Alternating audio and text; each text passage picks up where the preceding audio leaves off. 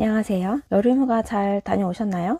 여수에 다녀왔습니다. 저는 여수를 태어나서 한 번도 가본 적이 없어요. 그래서 여수에 가면 이제 밤바다를 봐야지 엄청 기대를 했는데, 갈 때부터 호우주의보여서 보여가지고 갈 데가 없고, 비가 이제 너무 쏟아 부으니까 운전도 불가했어요. 풀빌라를 예약했는데 풀빌라에서 애들이랑 이제 수영 2시간 하고, 그다음부터는 이제 할 게 없으니까 아이들 공부를 좀 시켰어요. 이것도 안 하면은 나머지 시간은 거의 다 이제 유튜브를 보게 되더라고요. 책도 제가 챙겨갔지만 여행에서 사실 가장 실패하기 쉬운 게 책 읽기인 것 같아요. 뭐 숙제나 공부는 꼭 해야 되는 그 강제성이 있잖아요. 근데 책은 좀 자율적이고, 뭐 검사 맡아야 된다든지 뭐 반드시 해야 되는 그런 뭐 목표가 있는 것이 아니다 보니까 이게 강제성이 없어서 책을 잘 안 읽게 되는 것 같아요. 이것도 자율적으로 읽으면 참 좋을 텐데 말이에요. 그래서 이제 책 읽는 습관은 항상 뒷전이 되기 쉬운 것 같아요. 오늘은 책 읽기에 대해서 이야기해 볼게요. 저는 첫째가 돌쯤 됐을 때부터 책을 읽어줬던 것 같아요. 그때 당시에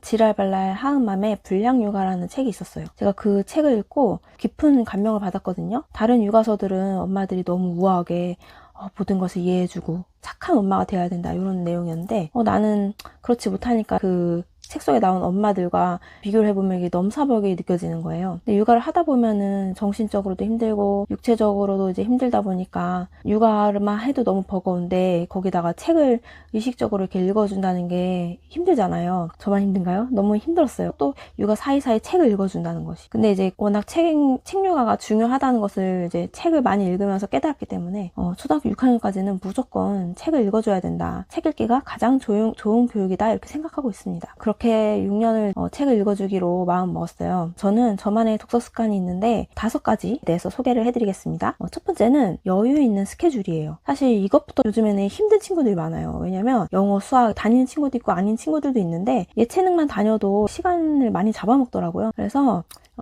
혼자 있는 시간이 많지가 않아요. 저희 아이들 같은 경우는 예체능으로 태권도랑 피아노만 했습니다. 이 2가지만 하는데도 시간이 이렇게 여의치가 않더라고요. 그리고 요거 하고 나서는 밖에 나가서 무조건 1시간은 뛰어노는 거예요. 뭐 놀이터에서 놀아도 되고 자전거 타도 되고 킥보드 타도 되고, 이렇게 놀고 들어오고 나면은 저녁 먹어야 되니까 저녁 먹고 숙제하고 책 읽고, 이렇게 하면 시간이 그렇게 많지는 않아요. 아이들이 실컷 놀고 왔기 때문에 이게 욕구 충족이 돼서 그런지 책도 들어오면 더 집중력 있게 잘 보더라고요. 독서 습관 만들기 2번째는 자기 전에 1시간을 무조건 빼는 겁니다. 저녁을 먹고 나서 숙제를 해도 되고요. 아니면 이제 그날 중요하게 해야 되는 일들이 있죠. 그걸 하고 나서 자기 전 1시간은 반드시 책을 읽어야 되는 시간으로 정해두는 거예요. 보통 8시나 9시쯤에 시작을 하는 거예요. 책 읽기 시간. 8시나 9시 되면은 박수를 치면서, 얘들아 이제 책 읽는 시간이야. 책을 읽고 잘 거예요. 이렇게 얘기를 하고, 그때부터 이제 책을 읽어줍니다. 그 시간에는 영상을 볼 수 없어요. 다른 것도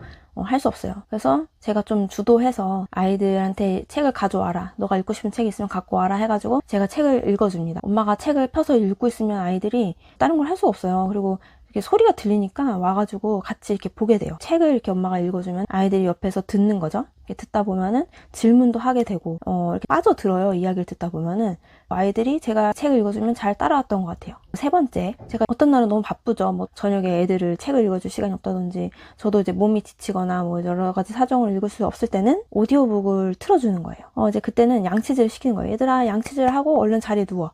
그 다음에 방에 불도 끄고 오디오북을 틀어주면 되거든요. 저는 주로 이제 유튜브에 있는 뭐 동화책 읽어주기 이런 거 많이 틀어줬었고, 아니면 네이버에 오디오 클립이라는 어플이 있어요. 거기 들어가서 되게 많더라고요. 뭐 영어 동화 읽어주기도 있고, 이제 기독교적인 동화도 있고, 여러 가지 명작 동화 이런 것도 있고, 제목을 읽어주고 어떤 이야기 오늘 들을까? 하면 애들이 어떤 이야기가 듣고 싶어요 하면은 그 이야기를 들어주는 거예요. 그러면은 책을 안 읽고 넘어가는 날이 없게 되는 거죠. 4번째는 집에 책이 많아야 된다는 것입니다. 제가 불량육아 그 책에서 제일 인상 깊었던 부분이 바로 이거예요. 집에 일단은 읽을 책이 많아야 된다는 거예요. 뭐 매번 도서관에 가서 아이가 읽을 만한 수준에 맞는 책을 공급해주면 가장 좋은데, 날도 덥고 직접 걸어가서 빌려올 때는 힘들 때가 있잖아요. 그럴 때는 전집 세트를 사서, 아니면 도서관에 데려가서 너가 읽고 싶은 책을 골라봐 사주는 것도 아주 좋은 것 같아요. 일단은 집에 재밌는 책이, 흥미있는 책이 많아야지 읽게 되는 것 같더라고요. 저의 경험을 생각해보면은, 저는 초등학생 때 저희 집에 역사 전집이 많았어요. 근데 저는 역사에 전혀 관심이 없고,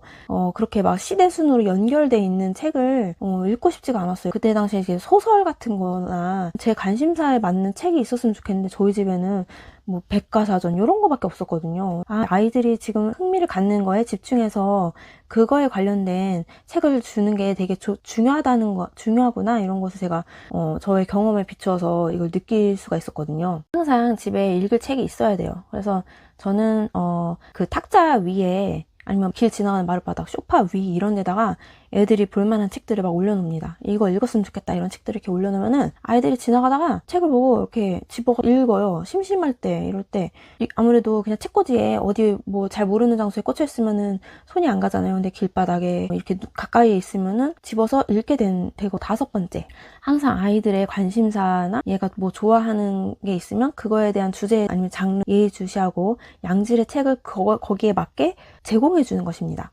요즘 정보가 많아가지고 유명 인스타 인플루언서들 보면은 본인들이 추천해주는 책을 이렇게 소개하고 팔아요. 그래서 저도 거기에 있는 그런 책 소개 보고서 따라 사기도 하고 아니면 이제 그 관련된 책 제목을 인터넷에 검색을 해가지고 도서관에서 빌려보기도 합니다. 그리고 그런 정보가 전혀 없어도 걱정 안 해도 돼요. 그냥 도서관에 가서 이제 우리 아이가 관심 있는 주제가 있다 그러면은 검색하는 창에다가 주제를 치면은 그거에 관련된 책들이 많이 이렇게 나와요. 그러면은 그쪽으로 가가지고 책을 이렇게 살펴보면은 내가 전혀 알지 못했고 뭐 본 적도 없는 책들이 짜르르 책꽂이에 꽂혀 있어요. 그래서 몇 권 읽어보면 요거는 빌리면은 우리 애가 좋아하겠다, 요거는 재밌어 보이네, 이런 책들이 생긴단 말이에요. 그래서 책을 꼭 그것만 빌려야 되는 거는 아니고 가서 즉흥적으로 빌려도 참 좋은 책을 많이 발견하게 되고 빌릴 수 있다는 겁니다. 그리고 이제 아이가 좋아하는 책에 작가님들이 쓴 그 작가님이 쓴 그런 책들을 검색을 해가지고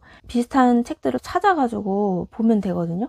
예를 들어서 내가 추리소설을 좋아한다 그러면은 그 추리소설 관련된 작가들에 대해서 책을 봐도 되고, 셜록 홈즈에 관련된 이야기 이런 걸 찾아도 된다는 말이죠. 아이들 도서 습관 잡기가 참 어렵죠?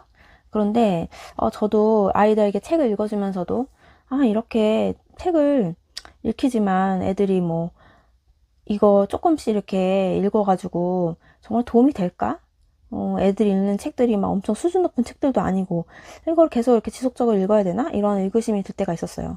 근데 어느 날은 제가 보니까 저희 아이가 조금 긴 글의 책이었어요. 근데 그거를 막 술술 읽는 거예요. 그것도 되게 빨리 읽는 거예요. 그래서 너 이거 정말 다 이해했니? 그랬더니 그렇다는 거예요. 책을 매일매일 읽다 보면은 책의 그 읽는 속도가 빨라지게 돼요. 이거는 연습이다. 왜 우리도 달리기 처음에 그 러닝머신 뛰면은 뭐 한 10분만 뛰어도 너무 숨차잖아요. 근데 계속 하다 보면은 30분도 뛸 수 있잖아요. 이 독서도 매일매일 책을 읽다 보면은 더 빨리빨리 이해하게 되고 속도가 붙습니다. 그래서 어렸을 때부터 이렇게 책을 많이 읽으면 책 읽는 속도가 빨라진다는 것도 저는 이제 체험을 했습니다. 도움이 된다는 것을 말씀드릴게요.